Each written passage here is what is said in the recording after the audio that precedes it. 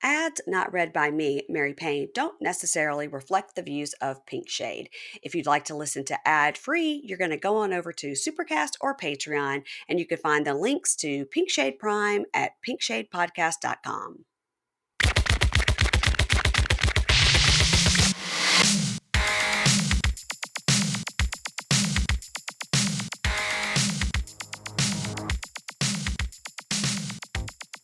Hey guys, welcome to Pink Shade. It's Thursday, so it's Bravo Breakdown, and we're going to talk about Real Housewife Ultimate Girls Trip, Season 3, Episode 6, Tantric Tantrums. I'm here with my buddy, Anthony Lario, coming to me straight from New Jersey. You guys, I don't know if you know Anthony, but he is like PR to the stars. He reps a lot of our favorite Bravo lebs like Margaret, like my buddy, my new best friend, Amrit, who doesn't know he's my new best friend. And I'm so excited to have Anthony here. He always has the inside scoop. Whether he'll tell us or not, I don't know. Mary Payne, I love you. And I feel like I've known you now since 2017, 2018? It's been like a long time. It's been 2018 because you came on Payne in the Pod because you've had two different podcasts. This was your first one, and then you switched to like a different one. Yes. You're not podcasting anymore, or you are? No, not. I'm telling you, I love it, and every time I do a podcast, it's so much fun, and I love interacting with people. But I have serious respect for people who are career podcasters because I just don't have the attention span or the consistency. I can't do it every single week. And for the shit show, we did it every week on the nose, and then Morgan, my co-host, got into NYU grad school to pursue her dreams. You know what, Morgan, let's not make it more difficult. So maybe when she's done, we'll bring it back. But I do love guesting on podcasts though, and yours is always a fun one. Well, what if you did it every day, like I do? Every day, I'm out here every day. That's why my voice sounds like this. Oh God, I'm sounding like Kyle Richards or like Marisol on this Ultimate Girls Trip. So the listeners know that I have never watched one episode of Miami. That's the only franchise I've never watched. And after seeing Marisol and Alexia on this girls trip, I'm like, well, obviously I'm missing out because I love these two. Yeah. Love them. Yeah, shoot. Now, because she's she reminds me of a more coherent Teresa Giudice. Okay. Okay. I didn't get the ditzy vibe from Alexia. Maybe she is though. No, that's why I say more coherent. She gets it more. And so she gets it, but she has the same kind of beautiful volatility and the way that her eyes get wide when she's mad. I really like her, and Marisol obviously is gold. I just am obsessed with her. Marisol's whole storyline is I'm a drunk. Who cares? Fuck off. If you don't like it, don't drink with me. Too bad Leah doesn't drink. She's terrible. Oh my God. I will tell you this, Marisol's a gem of a person in real life too. I've only heard great things about her, and I've only had great experiences with her. She's a very easy person to work with, a very easy person to call a friend. Just a genuine, awesome person. Well, now that I don't think I could go back all the way to the beginning of Miami because I don't have time because I have to watch so much TV for this job. But because I'm going on this trip next week, I think I'm going to download the most recent 2 seasons and just try to catch up. And then I think they'll show me flashbacks enough so I'll be able to understand what happened 8 years ago or whatnot. Okay. Yeah. I watched the very first 2 seasons of Miami and was completely obsessed. I love the lore of Brandi Glanville versus Joanna Krupa. All that was fabulous. I loved Mama Elsa. And then I stopped watching the last season. I forget if it was season 3 or 4. And then I haven't watched the new one. I've seen clips of it at Margaret's house because Margaret is a huge fan and she always has it on in the background. She loves it. Yeah, okay. But all right, well, let's talk. I want to talk about you and your career because you've done a lot of things. Now, you sing. You've been a singer. You've had a podcast, and do you do PR and media training? And I know that one of your clients is Margaret. I know one of your clients is Amrit. I do know in the past you worked for Dorinda. Yes. You could go back and listen to that episode on Patreon if you want to hear Anthony talk about that. But who are some other people that you are currently helping out with your skills? Sure. So I work with Jackie Goldschneider. Her book is coming out this Love fall. her. She's Love the her. best. I work with Jennifer Fessler, one of the newbies on Jersey, who is Love her too. awesome. Rachel Fuda, and I do work with Bronwyn still. I've been working with Bronwyn since 2019, a long time, and like a really long time. I got to And tell you, I don't know if what you're doing is working. well, listen, since she's left the show, she's in the press every single day doing something. So Right. so, but she's a real delight. She's probably one of those people who has the most misconceptions about her. She's just like a very easy, sweet person. And, of course, she's a little cuckoo, but we love a little cuckoo. But she's nice. And I think that's what's most important in any business is kindness. And she's a kind person. Okay, I could see that. Leads with love and kindness always. And then I work with some people on CBS and MTV. Pauly Calafiore, who's from the Challenge. You might know his brother Cody was just on Traders. I watched Traders. That was really good.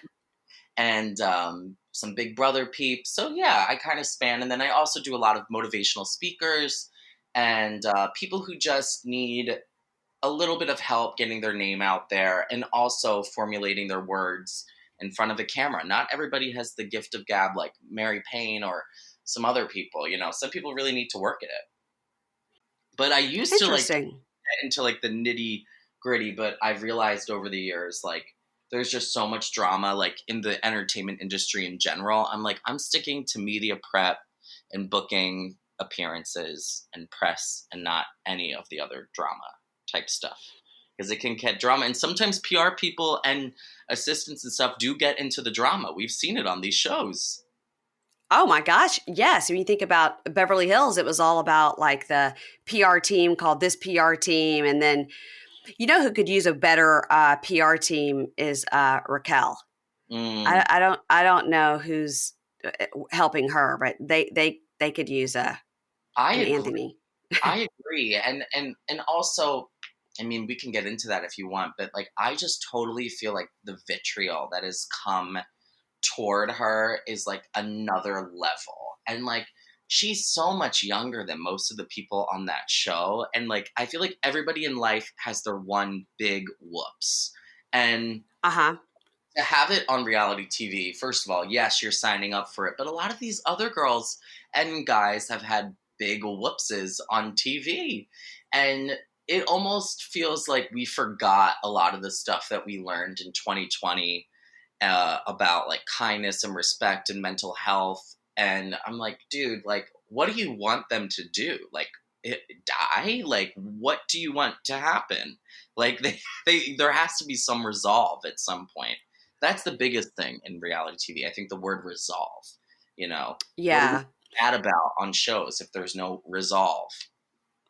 Yeah. And as far as Vanderpump, it was on last night. And, that's for me. It used to be Sunday night. My family knew, like, don't bother me because I've got, like, currently Succession, Yellow Jackets. I've got 90 Day Fiance. Like, don't bother me. But now it's Wednesday because I'm like, Vanderpump Rules is on and nobody speak to me.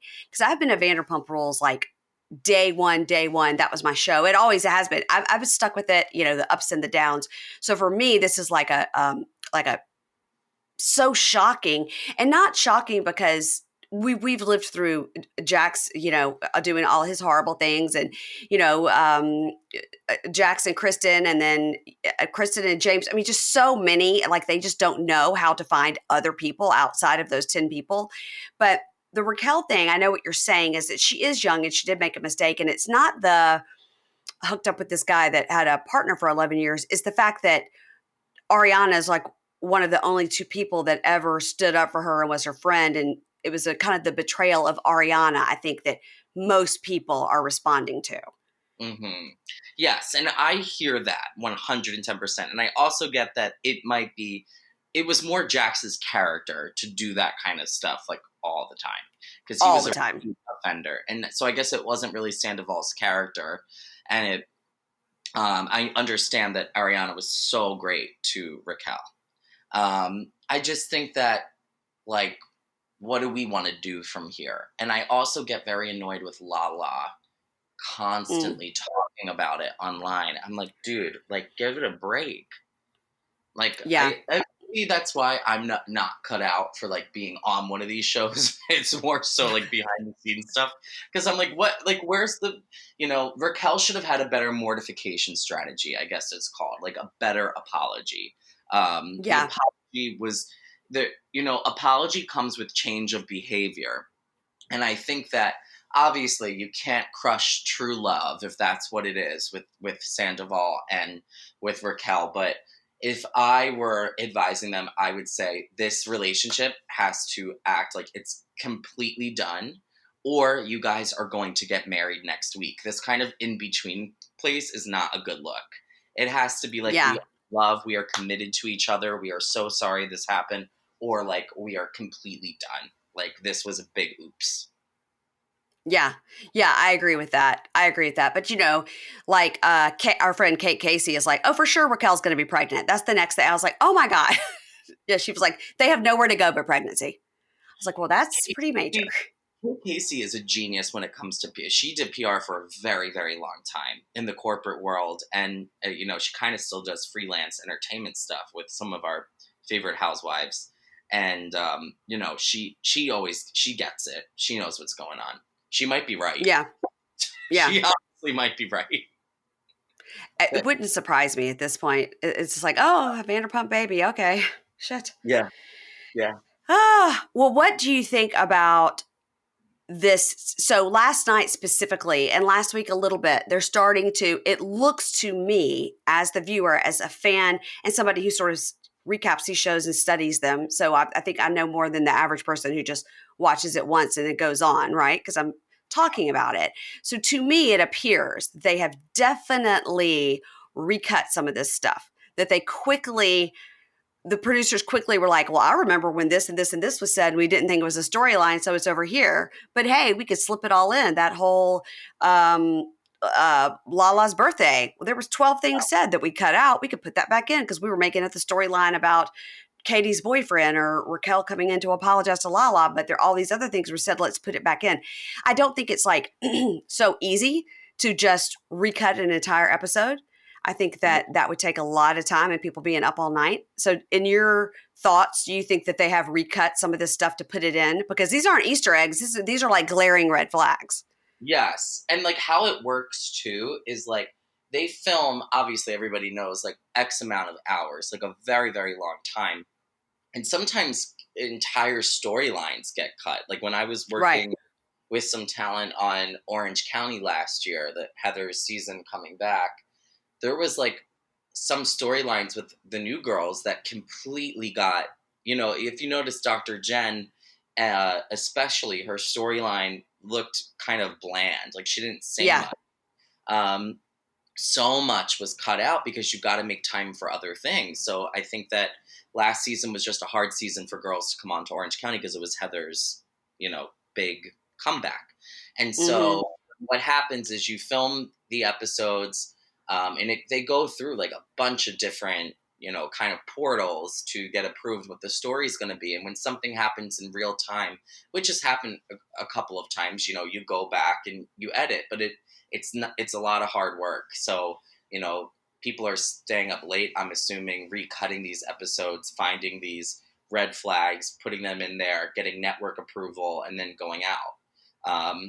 And then you got to remember too, it's distribution to places like Hayu, like I think it's the Australian like version. Yeah. And, like Mm-hmm. they've already given these cuts of the episodes. That's why sometimes if you watch the episode on Peacock and then you watch it live on Bravo and then you watch it on demand Bravo, there's like little parts that you're like, wait, I don't remember that from the episode. Remember from Beverly Hills when they showed the part about the publicist on one streaming platform that Yes. wasn't on the other? It's just like a Yes. Like they just forget. Like it's not that deep. It just happened. Yeah. Yeah. Well, I know that they said, I mean, Andy may have even said, like, oh yeah, producers are going back, the editors are going back. But I didn't think like this particular last episode that we saw last night was so centered on this Raquel and Sandoval thing, with Katie saying, I think you enjoy Raquel quite a lot. And all these things where we see Lala and James talking about it. And okay, and also, did you watch What Happens Live last night with James? I think that James is amazing, first of all. I do too. Isn't the glow up of him over like the last 5-6 years like kind of unbelievable? Mm-hmm.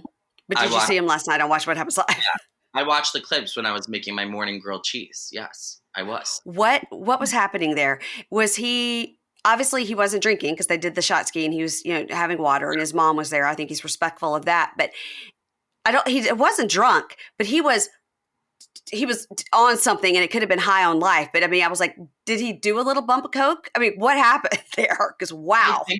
I think that he has what I like to call, because I have a lot of sober people in my life and a lot of sober people in my life who have been accused of being like, are they on something? There's something called like the sober high. I'm really telling you, it's like when you get to a setting that you're used to drinking alcohol in, usually take a lot, usually do like have energy drinks instead, or a lot of coffee, or if somebody's just sober on alcohol, maybe they smoke weed if they're California sober, or they'll pop an Adderall, or sometimes just this natural overcompensation of energy in a situation that you'd normally have alcohol in.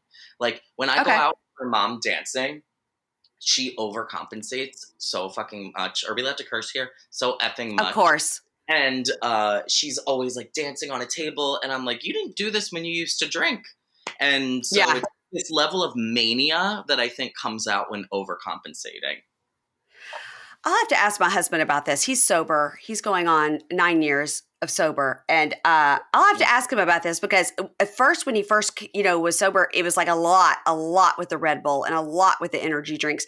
He doesn't do it so much anymore, but he does, anything that we get that's like the Starbucks coffee Keurig cups, whatever. He's like, make sure you get the double caffeine. I'm like, no, I need I'm like half calf. He's like double calf. Anything like if I get the little Mio drops for the water drinks, he's like, make sure you get the energy ones. I'm like, no, I don't want that. I got to sleep.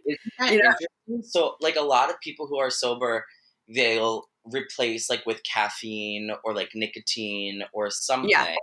Because I don't think that there probably are some people that are like straight edge, don't do anything, including caffeine, including soda. But I think most people living, especially in the United States of America, you need like some type of substance. Like you can't just be base level. I can't remember the last time that I was completely base level without caffeine or alcohol or weed or antidepressants. I don't remember what that, maybe when I was in utero. Well, as you were saying this, I was going, well, I have right now. And then, of course, I was like, no, I did have coffee this morning and I did take my antidepressant. So I guess you're right. I guess. Yeah, you're right. And now I'm like on adrenal supplements because I was on prednisone for 2 years for my Crohn's. And like, this makes me like, woo, woo, woo, woo, woo. So it's like, we're always on something.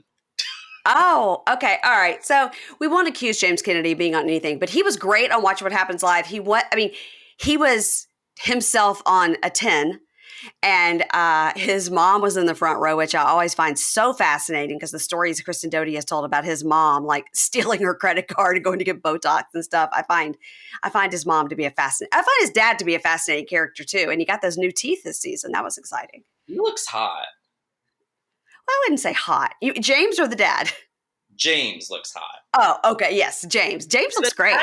The dad looks good with the new teeth, but James looks really It helped. Hot. Yeah. He looks great. And Tinks was on there last night, and I'm not a fan or not a fan of hers. I don't get it.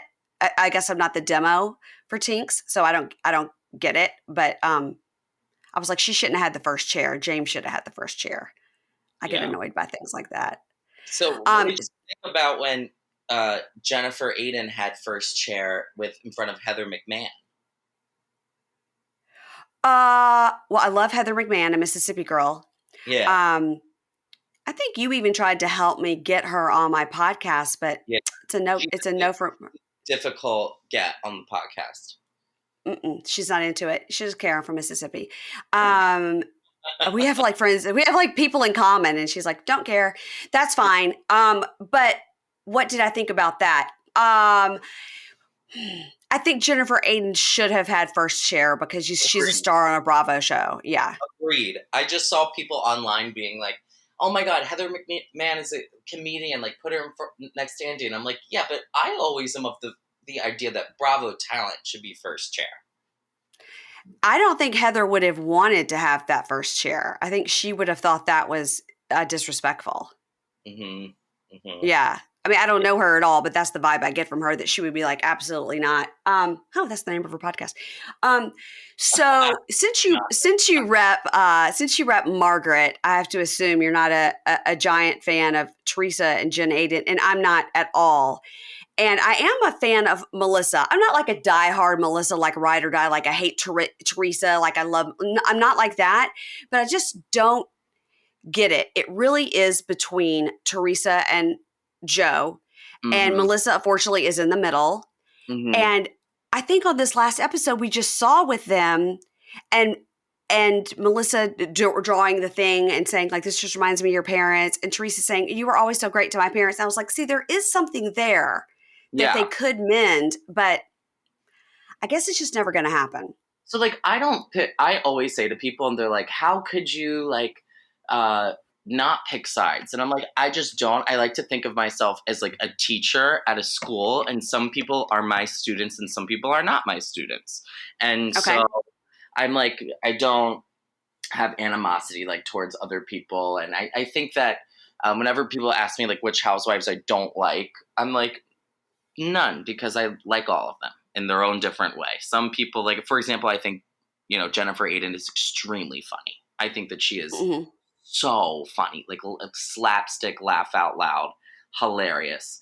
But when it comes to the Teresa, Melissa, Joey thing, I gotta tell you, and Jersey fans are sick of hearing about this, but it is true. It's the Italian thing. It totally is. It's like, it just goes back to culture. And Dolores is right when she says that kind of stuff.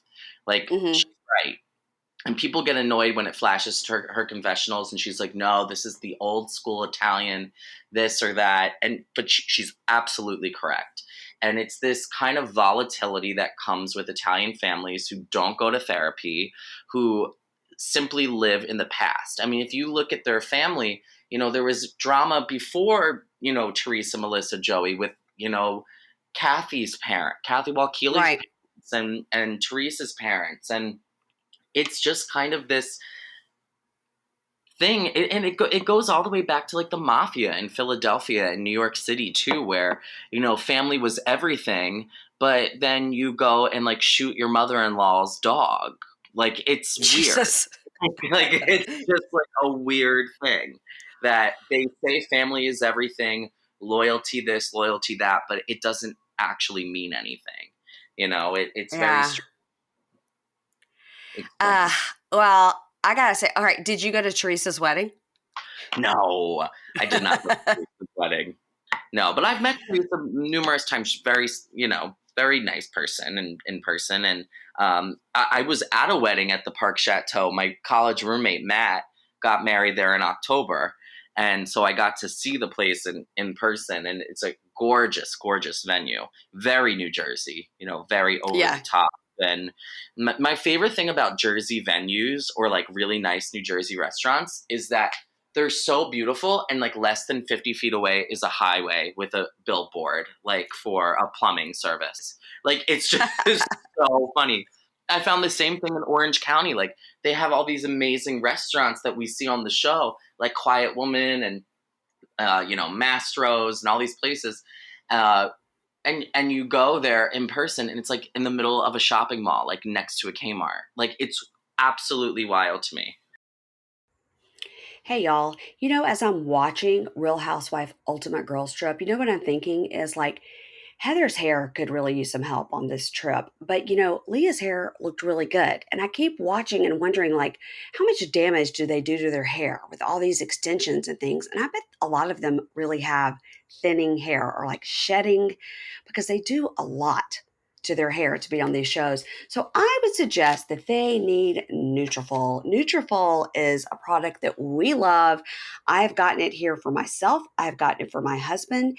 And millions of Americans experience thinning hair. It's not only common, it's totally normal. And with women, it's not always talked about, but I bet it could feel like lonely and frustrating. So you can join thousands of women that are standing up for their strands, by doing something about it with Nutrafol. It's the number one dermatologist recommended hair growth supplement for women, clinically shown to improve your hair growth, visible thickness, and visible scalp coverage. They have 4 unique formulas. So you go online and you take a little quiz. You guys know how much I love a quiz. You take a quiz and they will tell you what supplement is right for you. It's like, are you experiencing stress? Are you postmenopausal? Are you this? Are you that? I'm like, yes, check. I have all those things. I don't think I have the environmental things. I think my environment is pretty good. But if you want to take the first step to visibly thicker, healthier hair, for a limited time, Nutrafol is offering our listeners $10 off your first month subscription and free shipping when you go to Nutrafol.com and enter the promo code PINKSHADE altogether. Find out why over 3,500 healthcare professionals recommend Nutrafol for healthier hair. I'm going to spell it for you. Nutrafol.com, promo code PINKSHADE. Nutrafol.com, promo code PINKSHADE. You should do it. You'll thank me. But you see that on like Kelly Dodd's old house, that was that huge like mansion with the elevator and everything. It always looked like it was literally like shoved in between like a Carl's Jr. and a K Jewelers. It was like in a parking lot, that house. It was like, what? It was on the beach, but it was like in a parking lot. It's crazy. And I think that if like people were to do like, that was what my senior research paper was on in college, was reality TV and like different standards of luxury that like we see in the United States and these towns versus other places in the world. And it's just like weird to me that like, it's kind of like, I will always say this, Ramona Singer was absolutely right when she said to Bethany, but your house is on a highway. It's on the highway. And Bethany was like, well, what? Ramona gets it luxury-wise. Like, she gets it. That's she hilarious. Might not get a lot of things, but she gets it. She definitely doesn't get a lot of things. Of course, Ramona and her daughter have come out with a podcast because, everybody has to have a podcast. And that's one I would listen to, though, Mary Payne. I would listen to that one because I love their dynamic. I love Avery and Ramona's dynamic. That is not so. Yeah, listen, you listen to it and then send me a text and then tell me if I should listen to it. Did you see the clips of their business workshop where Avery's like, Mom, shut up. Please stop talking. No. It's so good. Ramona's like, well, I'm just trying to tell them what's going on. I'm a business person. Oh my God. All right. Well, that's the Vanderpump in Jersey. I'm not watching anything else. I'm excited about Atlanta coming back. I'm excited about OC coming back. I just, if these shows are on, I'm watching. Like you can't tell me it's a bad season or it's going to suck. I'm like, okay, so I'll watch it anyway. Give me some Bravo. I'm going to watch it.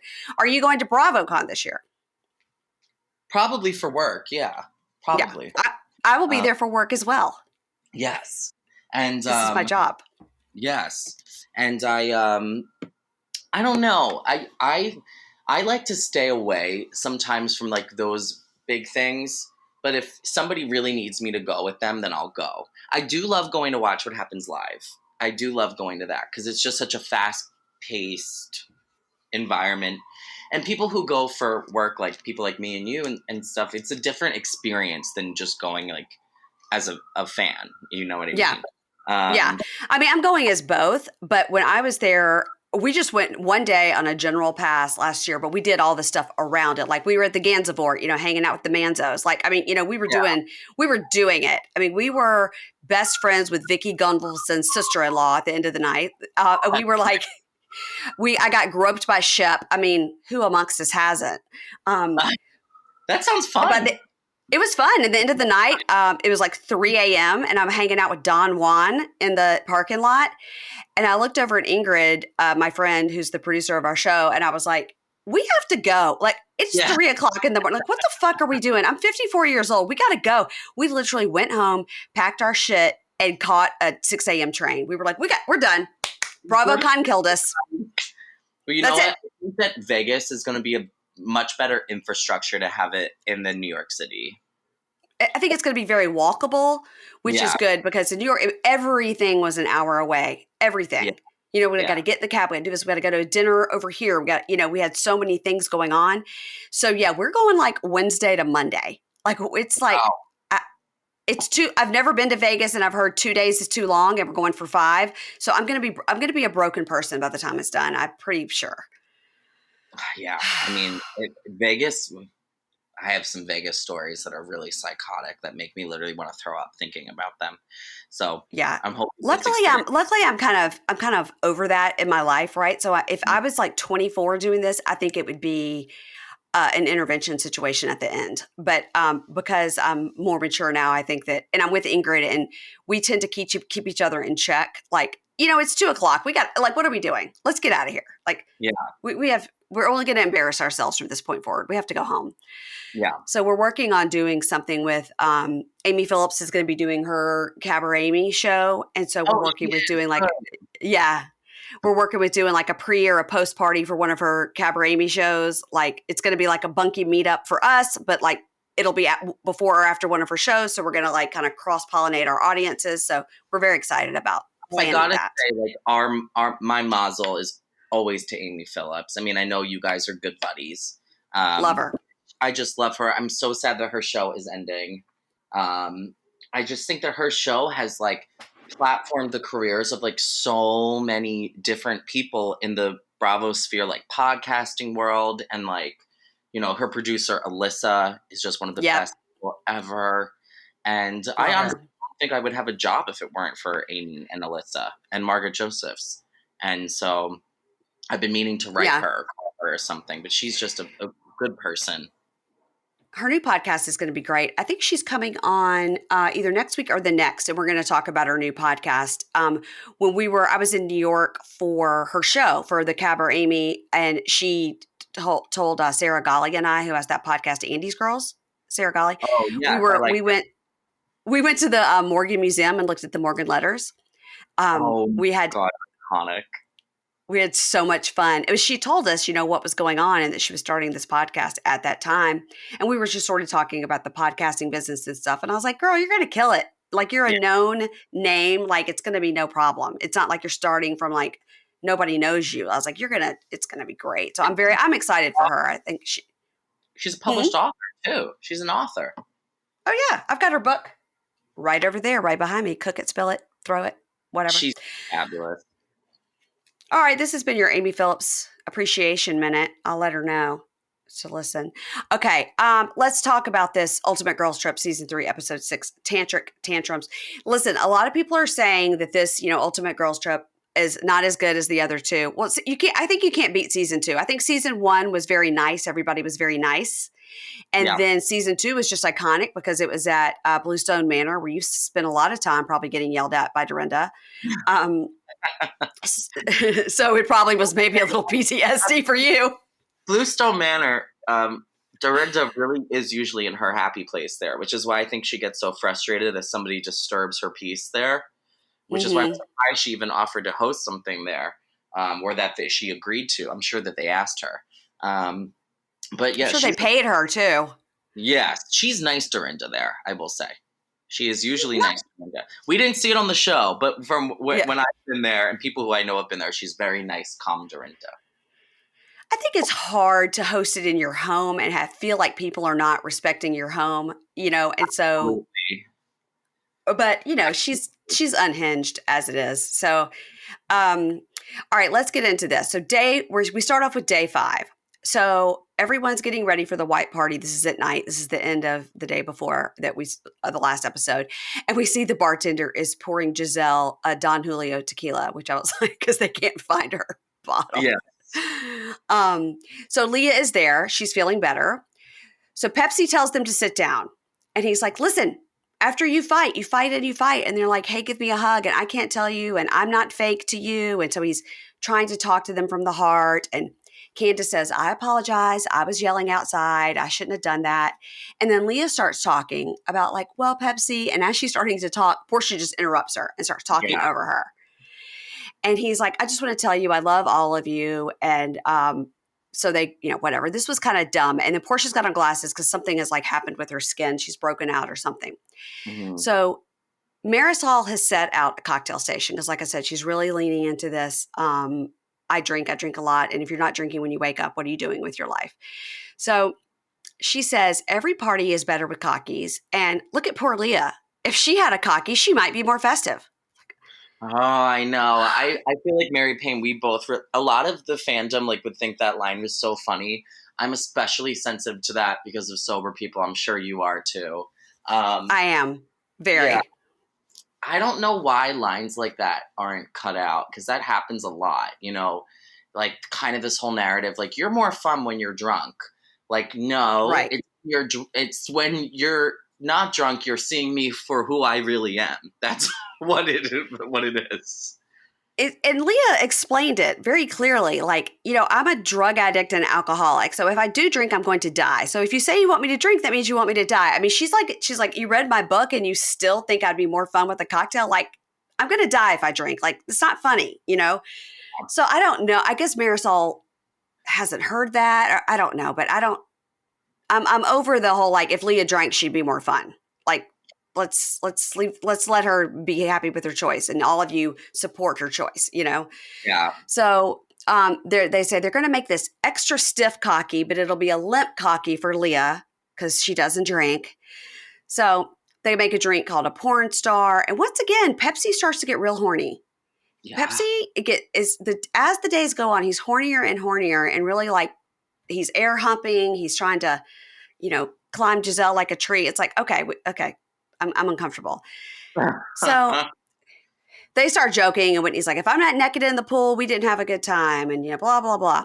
So Giselle, of course, as her role of the pot stirrer, says, all right, Leah and Portia, let's talk about this. Because, of course, I told Leah what you said, Portia, that you just don't like her. And Portia's like, of course you did. And Portia says, I don't like her. She's not my vibe. And Leah says, that's fine. I get it. Everybody's not your vibe. That's fine. And Giselle says, but do you understand like why that Portia didn't tag you in that picture? And Leah goes, not really, because we talked about at the Elephant Sanctuary, the whole thing about social media. And that by not tagging, that's going to like send this clear message. And it's not cyberbullying. You could tag whatever you want, but it just doesn't match up with what you've been saying. Said. Yeah. And right. I agree with Leah. I agree. And her not tagging her is shady and is trying to stir the shit. And, and so Marisol says, yeah, it doesn't kind of go with the camaraderie of what we're trying to do here. And Portia said, excuse me, Leah was talking to me, so I have a response. My response is, Leah, bye. It was poor Leah, but now it's just Leah, bye. You don't like me. I don't like you. Leah, bye. And Leah goes, okay, Portia, bye. Leah, bye. Portia, bye. It goes back and forth. Okay, that's dumb. So then in her talking head, Portia says, when she started talking, I just thought, Leah, bye. She's trying to give me this housewife's energy. And if I gave it back to her, she couldn't handle it. She can't handle this smoke. No way. And that's probably true. That's probably true. So Portia said is kind of like over housewives in general. And you can tell from watching this show. She was a last minute replacement, right? Because Tinsley was supposed to go. Oh, maybe. I thought that Tinsley was supposed to go with Leah. Oh, I thought it was a replacement. I thought Portia was a replacement. Portia might have been a replacement, but I could be wrong. That's true, because they usually have two from each city, so you're right. Yeah. Because Portia's, yeah, right. So, hey, y'all. I know you're enjoying the recap of Real Housewife Ultimate Girls Trip, but, when you're thinking about they're all fighting over tagging on social media, and you're like, this is so dumb. Why is everybody so interested in social media on your phones? What you should do instead of mindlessly scrolling through social media is play a game on your phone. You guys know I love a game on my phone. I really love a word game. So you should be playing Word collect. It helps to keep your mind sharp. So if you're fighting with housewives, you need to keep your mind sharp. And you can keep up your focus with word collect. It is my new favorite game. It's like a puzzle app, but for words. There's 2,000 levels, so you're never going to get bored. I am not up to the 2,000th level because I think maybe I'm not that smart. It starts easier. It starts like easy, but it gets harder as you get better, rather. And I'm getting up there on the levels, but it hasn't gotten super hard yet, so I'm getting a little nervous. When I read this, I'm like, uh-oh, it's going to get hard. And then I'm going to have to really be using my brain power. Anyway, word collect is a fun and addicting way to keep your mind sharp and grow your vocabulary, which lots of people on these shows that we watch could do, help their vocabulary.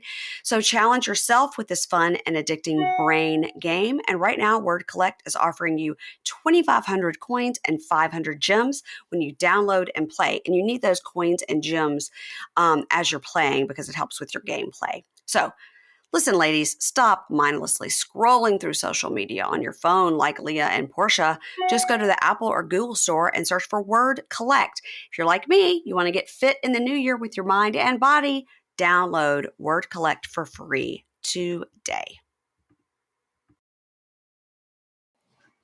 All right, so Portia says, you know what you're trying to do? You're just trying to create a I was there moment. Like I was there and I argued with Portia, but you haven't been involved since you got here and you're tired and you're sick and everybody's boring to you. Like, I'm not going to earn your check. You earn your own check. And Leah's like, okay. And so Whitney says, Leah, I'm going to give you some feedback. You just do a lot of complaining. The vibe that you put off is maybe that a vibe that you don't want to put off. Yeah. And talking head, Whitney goes, maybe this is just who Leah is. Maybe she's just in a constant state of irritation. I don't know. It's like, that's pretty funny. So Portia's just like, there's no real beef here. Sometimes you vibe with people, sometimes you don't. And Alexia and Marisol are like, yeah, like we really vibe with Heather and also with Candace. But Candace, it's weird because when we talk to you individually, you're great. But then you're in a group and you go loud and you go crazy. And then they all start talking about Candace being the loudest in the group, which I think is true. Mm-hmm. Yeah. She gets loud. Like she goes from zero. Doesn't mean she's the most volatile, but she's definitely the loudest. Yeah, she does seem to go to like 0 to 100, but I did think it was interesting earlier in the season in this season of Girls Trip that Giselle pointed out that Candace is not an instigator. She's a reactor. Yes. And I never thought about that. Yeah. She is a reactor. I know that Taria from What Else Is Going On podcast has said that for forever. Okay.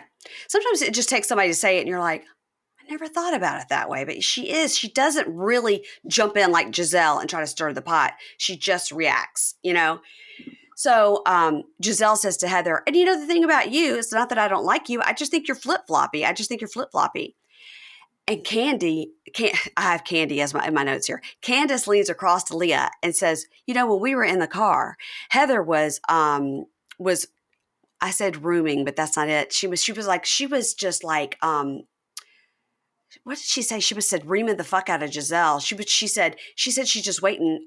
She's waiting for Heather to be honest, to say how she really feels about Giselle. And then we see that flashback of Heather in the van saying like, I would have flipped the table. I would have this. Like, I don't know why she's picking on me. Like, I'm the easiest target. And Heather says, you don't get a read on me to Giselle. She's like, because you're not open to it. And when you said at lunch, like, I'm the number one suspect on you're stealing your tequila, I wanted to throw my soup. I wanted to flip the table. Like, why are you feeling this? And Giselle says, well, we have 2 days and we can fix it and we're going to start over. So they agree. Okay. Candace says, I can't believe it. Heather's balls finally dropped. She stood up to the neck. Why is Candace so obsessed with Giselle's neck? Why does she talk about her neck so much? Does she think she has a thick neck? It's too much. I can't even begin. I think it's kind of my interpretation of like this whole Girls Trip is it's a little too much. And I thought that, and not in the way that it was too much at Bluestone Manor. I mean too much because this does seem like a group of girls who genuinely like would get along. Like they're just not. And it feels put on like for the show. I understand Candace's genuine conflict, but it doesn't feel that deep. Do you know what I mean? Like it does not feel that. Same with Portia and Leah. It does not feel that deep. And I think something we've liked about these Ultimate Girls Trips is them having fun together too. Yeah. Yeah. We like the having fun. and it doesn't feel as fun. I'm telling you, if I were in Thailand, which by the way, it's pretty cheap. It's not cheap to travel there, but it's cheap to stay there. Uh-huh. If I were in Thailand and this is what I was doing, I'd be so miserable and so annoyed. It's so hot. They're so hot. And as a lady of a certain age, to be that hot and sweaty all the time has got to put you in a bad mood. I'd be passing out all the time too. I'd be dehydrated as shit because I'd be sweating so bad. Uh-huh. So Heather says, I came into this with the attitude of please like me, please pick me. And Giselle goes, why though? Why? Like you're a grown woman. And Heather says, I'm trying to tell you what I was feeling. I'm trying to be honest with you. I'm trying to be vulnerable with you. That's how I felt. And Giselle goes, okay, I receive it. Nobody's ever vulnerable with me.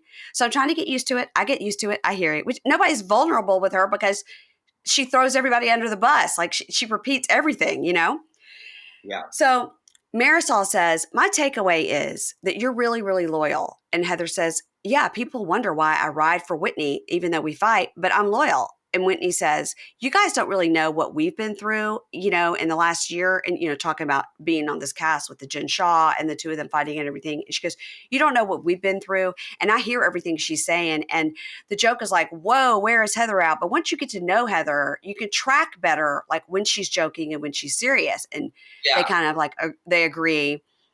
And then Portia says, it seems like we're all expressing negative things, but we are turning it into positive. So they all say yes. Okay. So Heather says, I was really raised to go along to get along. And maybe this is the first time I'm feeling like I can have an opinion and still be liked. And Whitney says, I love this Heather. I love that she's standing up to Giselle. This is like a breakthrough. So they all take shots and go out to the lawn. Okay, now I have a question for you. You're younger than me, but do you, when you go out with your friends, do you constantly take shots like they do on these shows? Yes. You do? Yeah. Okay. Yes. I was even just thinking when I was watching the episode when they were doing, it's not as constant as they do on the show, but definitely when there's a lull and you need to like up the mood, you take shots. But I was even thinking like, I have a birthday dinner tomorrow night. I'm so excited to order a round of shots for the table. Like I was thinking that as I was watching it. And maybe it's generational. Maybe my generation of people, when we were out party, it was just like, it would be crazy if somebody got like a Sex on the Beach shot or something, or, it was one of those where it just wasn't a thing. And on all these shows, and most of these people are my age, I'm like, shot. I'm like, because I like to just have a drink and hold it. And if I was drinking shots all the time and then also having like my regular Chardonnay or my Cosmo or whatever vodka soda, I would be knee walking face down drunk for sure. I remember when I got in trouble at college, in Villanova University, my roommate and I got called down to because they would do this at Villanova, which I think is pretty unethical, but they would do a fire drill. Go into your room, the RAs and like people, and if you had like alcohol paraphernalia, you get written up. And so you had but if you had your own drawers that you brought from home, like a clear drawer, whatever, and it hidden, they couldn't go through that, but they could go through the school's property. So they went through our drawer, found a big bottle of, we used to drink a lot of UV blue and UV red. It was like flavored vodka and shot glasses. And so when we got sent down to standards, or not standards, I forget what it was called, like where you would go to get in trouble. The dean of students said to us, listen, we know that people are drinking, but if you're going to drink, just stick with beer or wine or mixed drinks, because a shot is a full serving of alcohol. So picture that a glass of wine is a piece of pizza. You sip that glass of wine, you put it down, you eat your food, you sip your glass of wine, you put it down. It takes you like maybe a half hour to an hour to drink if you're sipping it slowly. Right. Would you take a whole piece of pizza and shove it in your mouth and have it like a shot? And then you're having 3 pieces of pizza, 4 pieces of pizza, 5 pieces of pizza, and then all you're full and you're throwing up. Now, that analogy might work with some people. For me, it made me want to go have a shot and a piece of pizza. But but it's true. It's like you're having a full serving of alcohol. But that's why mixed shots are so popular now. Like green tea shots, white tea shots, Sex on the Beach shots, Irish coffee shots, because it's like just a mini little fun thing. But a lot of people, if you're going out, like my age, like from age 23 to 28, I think that shots are a means to an end financially. Like you're getting more drunk before you go out so that when you're at the bar, you don't have to buy as many drinks. Right. Well, in college, we would drink like a 6-pack of beer before we even went out because we didn't have money to spend at the bar. Yeah. Yeah. Yeah. So people, and I think that's just like shots now. Like Barstool made this drink called Pink Whitney. And Pink Whitney is like a lemonade vodka, but it's like mostly vodka. It's so good. So, so good. After this conversation, I'm so excited to go out tomorrow night. Holy shit. Is it for your birthday? No, my friend's birthday. Oh, okay. I was going to say happy birthday. No. So, all right. So Whitney and Heather hug out in the rain in a very like rom-com moment. They hug and say they're sorry in the rain. And Marisol's like, look at this, bro. I love it, bro. Bro, look at this. And then she hugs Alexia. Now, the ladies get drunk and then they sit in the confessional in their towels. And Heather just brings out her boob and starts showing us her nipples and stop. And then they say they're going to smoke a joint. Marisol's like, nope, I can't do that on camera. And they're like, yes, you can. She's like, nope. I was like, Marisol has a line. She has a line. She will get plastered, but no matter what. A lot of housewives feel that way, that they won't smoke weed on camera. Yeah, I think, I mean, even if it's legal, I think it's still more people like, ooh, So day 6. Day 6 is the day they're going to go to the temple. And so this is in the morning, and Pepsi is talking to Giselle, and he goes, okay, I see this, what your plan is for the day, but what does this mean, this tantric? And she goes, it's early, but let's see. She says, well, tantric means like another form of sexual expression, but it's going to be like tantric through the food, like through the eating. And he goes, what does that mean? And she goes, I don't know. And he goes like, you get a hot dog, but you don't use a spoon and a knife. You like eat it with your mouth. And she was like, I don't know, Pepsi. Why are you so horny all the time? Like, I don't know. Oh my God. So Pepsi tells everyone it's the day they're going to the temple and they need to be respectful with the way they dress, and they can't have any loud shouting, fighting. Obviously, they have to be respectful. So Whitney comes in and then like completely everything is out except for nipples. And they're like, girl. She's like, what? You don't think this is appropriate? And so there's no way she's actually planning on wearing that. She wore it, but she had a shirt that buttoned up on top of it. Yes. Yeah. But then she got out there and now, by the way, not a breathable fabric for being 100 degrees. She's wearing silk. I was like, oh my God. No way. They need to only be in cotton. So I also feel like Whitney and Heather on this trip, like I'm watching them and I'm like, I don't understand what like the fight is. Like I don't, and it could just be me not paying attention like fully, but like I know what their fight was on Salt Lake City, but it feels like, again, so small. Like it doesn't feel like there's not a resolution. And I know they hugged each other and they're crying and everything, but what do you think is like at the root of their issue? Because I don't really get it. I think the root of their issue is that Heather and Whitney sat around and talked and laughed and thought about perhaps Lisa Barlow sucking dick for jazz tickets. Like, how does she get those courtside seats? And they made jokes like, oh, she wants Vita Tequila to be in this guy's restaurant, so she sucked a dick for the jazz tickets and now it's in the restaurant. They joked about it. Maybe said they had heard she like hooked up with this guy. They joked about it. And then when Whitney brought it up, Heather absolutely looked at her and called her a liar. She never said that. She absolutely never said it. She never agreed to it. She never said it. She literally is like, you're a complete liar. That conversation never happened. And Whitney's like, what are you talking about? Like we sat and we discussed it at length. Yeah. And then when Whitney brought it up on camera, that's the issue, because Heather said like, you chose to do something for camera, basically that was a private conversation, and threw me under the bus. And Heather wants everybody to like her. So she certainly doesn't want Lisa Barlow to think she's joking behind her back saying she sucked dicks for jazz tickets, which is, the whole thing is so ludicrous and funny because nobody thinks Lisa Barlow did that.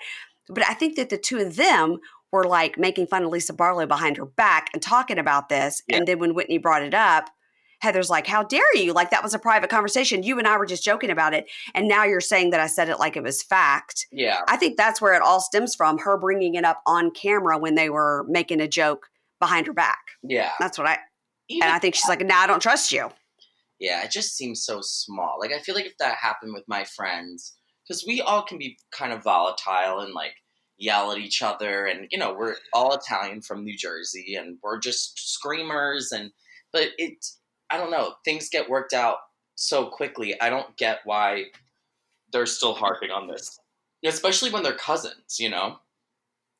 Yeah, but they didn't even know they were cousins till they started filming the show. I forget. So you're so right. I forget that all the time. Yeah. It's not like they grew up going to barbecues together. No. Yeah, I always forget that they didn't know. No. I've never screamed at a friend in my whole life. Oh, get out. Oof. I've never had anybody scream at me, I don't think. Oh, I've screamed. Except for my mother, maybe. So, and even then it was like nice and Southern, you know? All right. So everybody gets ready. They go to meet for breakfast and they're sitting at the breakfast and Leah goes like, oh my God, I'm going to throw up. She gets up from the table and runs. So the cameraman and the medic go in there. Candace comes in and she's like fully vomiting, right? Yeah. And Candace is like, I don't know if it's something she ate or she drank or it's these evil girls. Like, I don't know, but it's awful. It would be terrible to be sick like this in a foreign country. Like, it would be really bad. So the doctor gives her some electrolytes and Pepsi comes in and she tells Pepsi she's dizzy, she's nauseous, she has diarrhea, she's really sick. So he says, well, we have to leave you behind, you know, because we have to get going. And it's sad because this is the one thing Leah would have loved, like this whole like temple, the opulence of it and the namaste of it and everything. So she tells the guy, the medic, she's like, I really feel like I need to go to the ER. Like something's really wrong with me. Like it's been too many days, you know? So Giselle, they're getting in the vans and Giselle says, Heather, ride with me. And they're like, oh my gosh. And Heather, of course, says, oh my God, I feel like Regina George just pulled up and said, get in, loser. We're going shopping. Yeah. I named my car Regina George. Oh, get out. That's legendary. I love that. Because you have to name like the Wi-Fi in your car. Yeah. And so when you get in the car to drive it, it's a Yukon. When you get in the car to drive it, it says like Regina George connected. My husband literally said after we'd had the car for a year, he said, somebody around here must have Wi-Fi Regina George because right when we get in the car, it always hooks up to Regina George. I wonder whose house it is. I was like, you're like, baby, it's me. It's the car. I was like, it's the car's Wi-Fi that we don't use because it sucks, but it just comes with it, you know? And he goes, yeah, who's Regina George? I was like, come on now. Get in, loser. We're going shopping. You didn't get it. Yes. You didn't get it. So meanwhile, Leah's in the ER. Nobody cares. Yeah. I feel bad for Leah. I've been sick in a faraway land, and I'm telling you, it sucks. It sucks. And the first night when Marisol was not feeling well, everybody was concerned about her. Was that the first night? Oh, yeah. Yeah. We have a listener that reached out to Marisol and said, this doesn't know her or anything, just wrote her and said, Marisol, I'm watching Girls Trip. I've been in that position where I've had an ulcer and it burns. That must be terrible. And Marisol wrote her back, a total stranger, and wrote, oh, no, it wasn't an ulcer. It was from drinking. I love that. That is so good. Stay true to yourself, girl. Yeah, seriously. So they arrive at this temple and it's gorgeous. It's 500 years old. It's incredible. It's so beautiful. It's so beautiful. And the producer says to Marisol, so what do you think Leah's doing right now? And she goes, Leah wasn't with us? What? Like she didn't even know. She's drunk. Yeah. So the girls sit with the monks.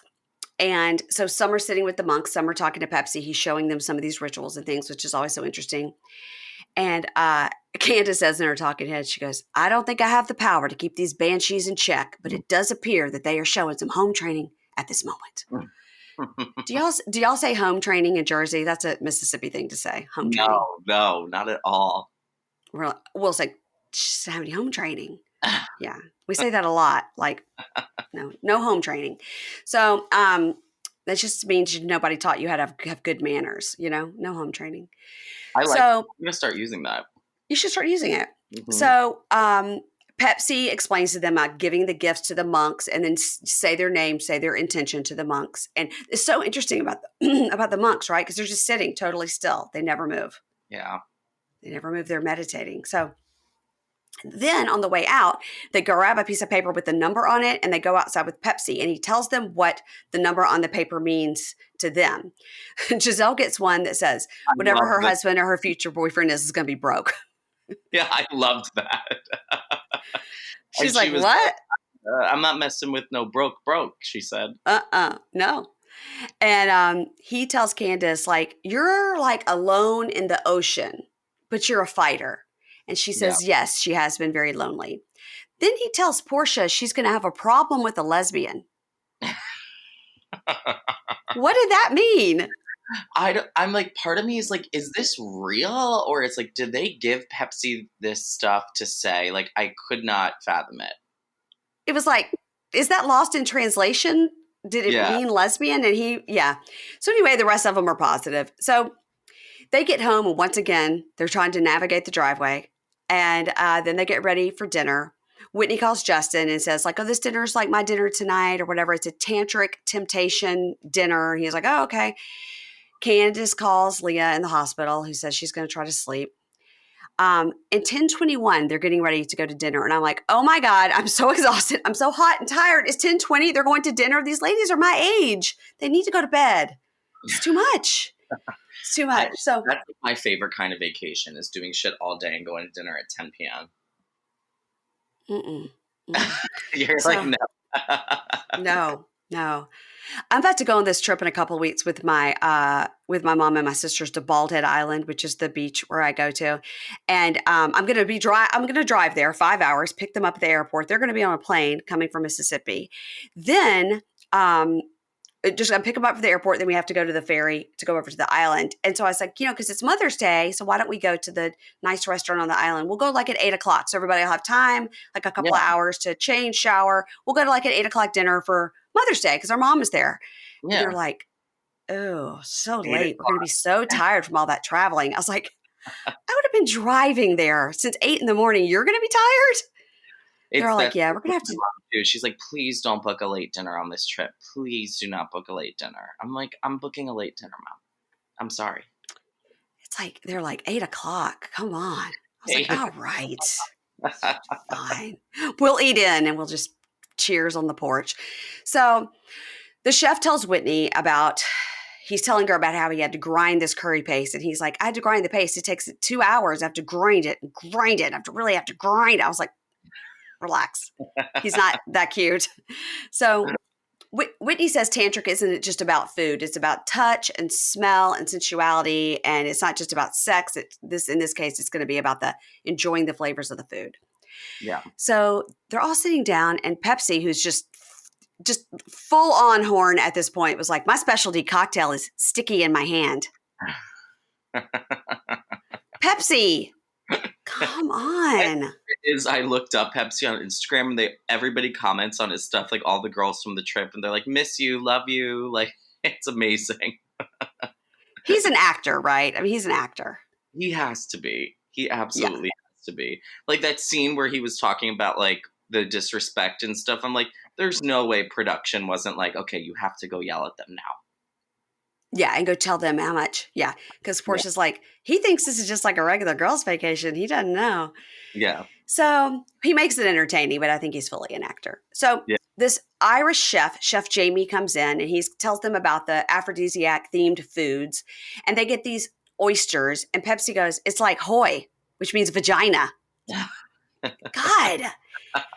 And then we see Candace like taking a solid 5 minutes to eat her oyster. And I was like, vomiting. I think oysters are the most disgusting thing on the planet, but she is really chewing it. It's like, I love oysters, but I do not chew oysters. Wow. So then they go into a whole conversation about the Irish chef being cute, and they say that they would imagine his penis is long and skinny, and they say you got to look at the nose, and they say no, you have to look at the extremities. And okay, so Jamie brings out this big banana blossom flower, right? So they say, of course, they think it looks like a penis, but he says, like, you peel it back and all the little baby bananas are in it. And you and I were just talking about the place in Puerto Rico, and they have those there. Like if you go to the spa, they have those there with all the little tiny baby bananas. Yeah. It's really, really cool. So the banana blossom flower is beautiful with the little bananas and the flowers and stuff. The whole dinner I found to be beautiful and so interesting when he's talking about the food and all the flavors and everything. I love things like this. I thought it was fascinating. Yeah, me too. So then they once again talk about Jamie having a big penis, and Heather says, "I'm scared of that." Like it comes at me like coming out of the bathroom. I'm like, "Oh no!" And Giselle goes, You're scared of a big dick?" And Heather goes, "Yes, I'm terrified." I mean, who wouldn't be? Talking head, Portia goes, "Now come on. You think Heather's afraid of a big D? Hot Heather will break off a big D. She will twist it right off." God. It's just a lot of sex talk. So, and I get like very like clutch my pearls, like, okay. So the Southern in you, Mary Payne, you're like, oh no. I was like, this is enough. Okay. So then Whitney tells them that when she had that body painting thing with Justin and how he literally lost his job over it, it was too much.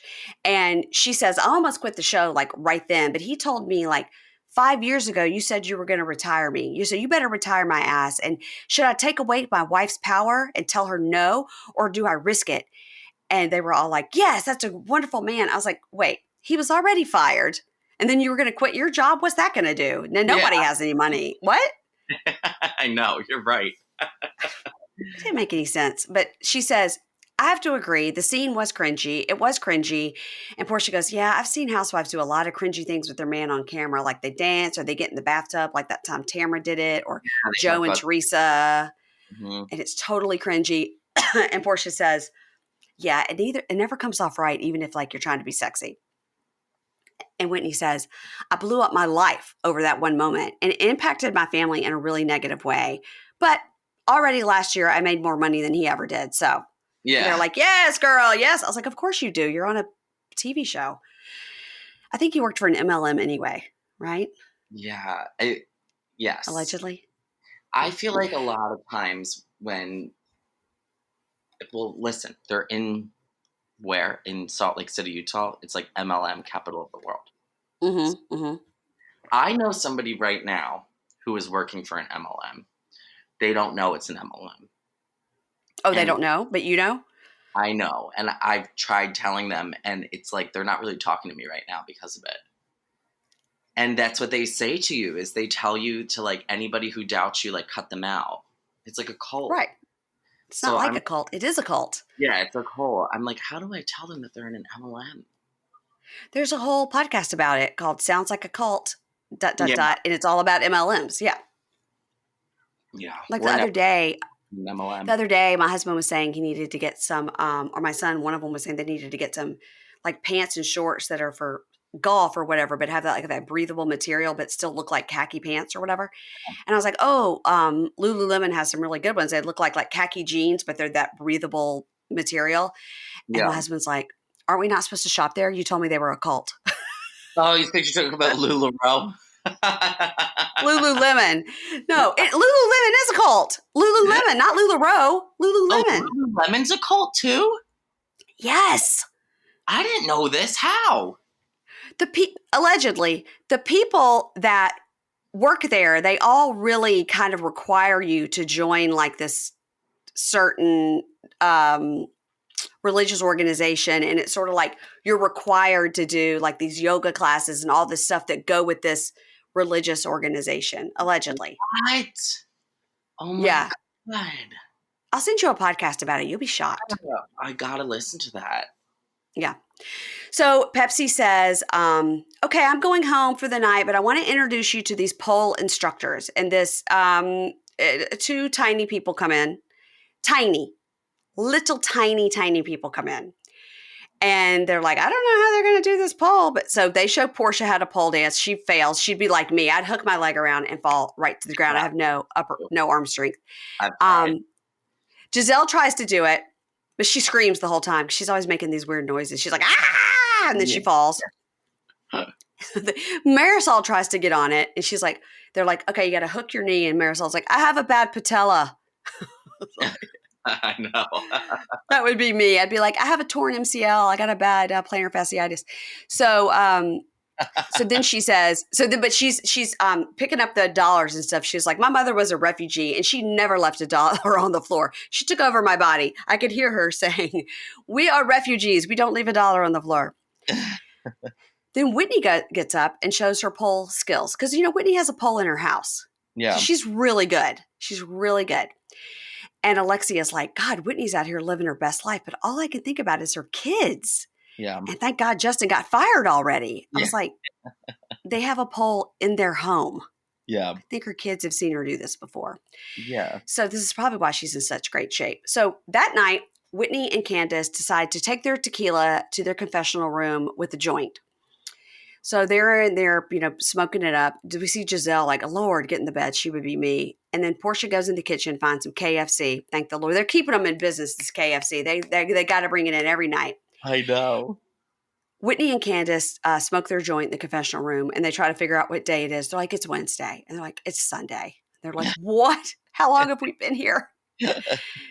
So then they go and try to find some food in the kitchen, and Whitney finds the KFC and is like, oh my God. So then she tries to go sit in the pool with her, literally the bucket under her arm and the mashed potatoes in her hand and her phone and a drink.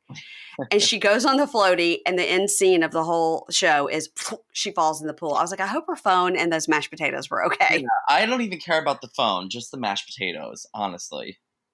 I wonder if in Thailand they literally use the exact same recipe and the food is exactly the same. Well, yeah, I probably not, because I know Paris McDonald's. We went to McDonald's in Paris on purpose because we heard it's so much better, and it was so much better. It could have been like a placebo type thing, but yeah. I think what it is it's hotter. It was hotter in Paris, the food, because McDonald's is never really hot when you get it. It's always a little bit room temperature, but it was like hot and juicy. I was like, oh, this McDonald's is good. This is good. Okay, well, we are going to Paris and London in December, and my kids are very big fans of McDonald's. So I'm sure I've been to Paris. I didn't even think about stopping at a McDonald's, but my kids are going to want to do that. I want to. I remember we did like a 3-week Europe thing, my family, and at one point we were like, I cannot have like another European meal. I need McDonald's. Like, I just need a quick McDonald's bite. So good. So good. And a friend of ours who lives in London's lived there for a while. We were talking to him about our trip to London, and he was like, oh yeah. He goes, listen, there's a Five Guys on every corner. Yeah. And I was like, what? Because the five guys, they from here, Alexandria, Virginia, the Five Guys, my kids go to school with their kids. Like, get out. I love like the Five Guys, when they started, the first one was right by here, and we would take a trek to go there because it was like maybe 15 minutes away. Like, we got to go get those Five Guys. You would walk in, it was a hole in the wall, peanuts all over the floor, the whole thing. It was the one location, and we would go there, and we were like, oh, we know these guys, like they were our age that started this place. We know the Five Guys, five brothers. Maybe four brothers and a dad. Delicious. Five Guys is the best. I still say the best cheeseburger and fries ever. And so our friend Tom saying, oh yeah, they have them everywhere in London. So if your kids like get bored of the British food or whatever, they can always find, and there's always a line. We're like, what? Yeah. He's like, it's like going to In-N-Out or something, or in Shake Philly, Shack. There's always a line. Too. They're everywhere in Philadelphia. There's at least 3. I have one right here, one right in House Square, one in South Philly. I might get Five Guys for lunch. I'm getting hungry. Yeah, now I'm starving. Now you want a shot and some Five Guys. Yeah, I do. Oh my God. Well, this is the end. This is the end of our recap and our Bravo breakdown. And you're so good to do it with, because you do have inside scoop, but you never throw anybody under the bus or say anything negative. And that's what's great about you, Anthony Lario. Thank you. Listen, maybe in like 5 years, if I'm on a different career path, I'll come back and I'll say everything. You have to tell it all, mention it all. Do you think if they do this legacy New York thing ever, do you think there's any dollar amount that would get Bethany to do it? Yes, I do. She said on her TikTok she would, for a dollar amount, for like a 7-day trip or something. She did say that. I think that they should do a Real Housewife Ultimate Girls Trip New York Legacy Edition and do it for 10 days instead of 7 or whatever and give us 10 episodes out of it. Yeah. Put it on Peacock and just sell the shit out of it. I agree. I don't get why it's become so difficult. I know that Jill Zarin did hold it hostage, which surprises me because I thought she just like wanted to be back on so badly that like, you know, if I were working with her, I would have just told her, take any dollar amount because this will be multiple seasons. And so you'll actually, you know, get what you're worth. But I don't know. She's stubborn. She wanted everybody to be paid the same. Yeah. So it's just not how it works. It's just simply not how it works. Luann and Sonia have been on way longer than you. They get paid more. That's how Housewives works. Yeah. I mean, well, it's almost you haven't been on. Any job works, really. Like if I left, like if I'm like working at a company and I leave and then I come back like 10 years after, my coworkers are still there, like I'm going to get paid a little bit less than them who have been there longer. Of course. Yeah. You may come in at the same price, but they've had 3 raises. Yeah. Yeah. So I don't know. It's a shame. I feel like we don't know the full story and we're eventually going to find it out. But I'm a little bit nervous about this new New York. I've heard almost nothing about it. Same. Of course, I'll give it a try. It'll be on my TV. I'll be watching it, of course. I just don't get how they, I mean, this is a conversation for another time, but like, I really just don't know how they got rid of Sonia, Luann, even Dorinda. Like, listen, Dorinda can be Dorinda, but I think the downfall of that show is when she left. You know, I honestly feel like if she were on that season with Ebony, she would have maybe been the glue to hold everything together. Maybe. In a very different or place. she could have gotten drunk and offended Ebony even more. I mean, you know. See, I feel like Dorinda knows. Like that's one thing that I'll give Dorinda. Like she knows when it comes to like social issues and politics. She's very educated, very well versed, and she's been rooting for Vice President Harris for 10 years now. I mean, she's like, she knows what she's doing with that, and that's fine. But you get her drunk, and she's not making a succinct point. You know what I mean? Right. You're right. She's not. You're she's not able to speak eloquently and speak her point. And then you get somebody like Carol Raswell on there who was just like, it was hard to listen to her too because she's, you know what I mean? Yeah.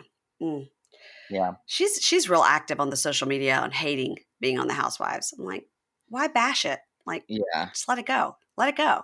We're talking about it. I listened to Heather Thompson talk about like her experience coming back, how it was not what she thought it was going to be.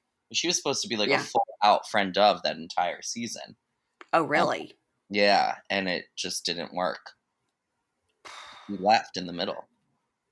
Well, we need New York back. I'm here for the legacy one. I'll give the new one a shot. I mean, because I'll give everything a shot, but yeah. Me too. I give everything a shot. Yeah, me too. All right, Anthony, tell everybody where they can find you if they want to follow you on social media and all that jazz. At Anthony Lario, ANTHONYLA. Wait, did I spell my name right? ANTHONYLARIO. And you can send me a message if you need help with like marketing, PR, whatever. I'm always down to give, you know, free advice. And if you want to book like longer sessions, let me know and we can work something out. Yeah, guys, Anthony's really good. If he can handle some of these New Jersey women, then he can do anything. He can do anything. I can. All right. Thanks, Anthony. And guys, remember to follow us on Instagram at Pink Shade Pod, on TikTok at Pink Shade Podcast.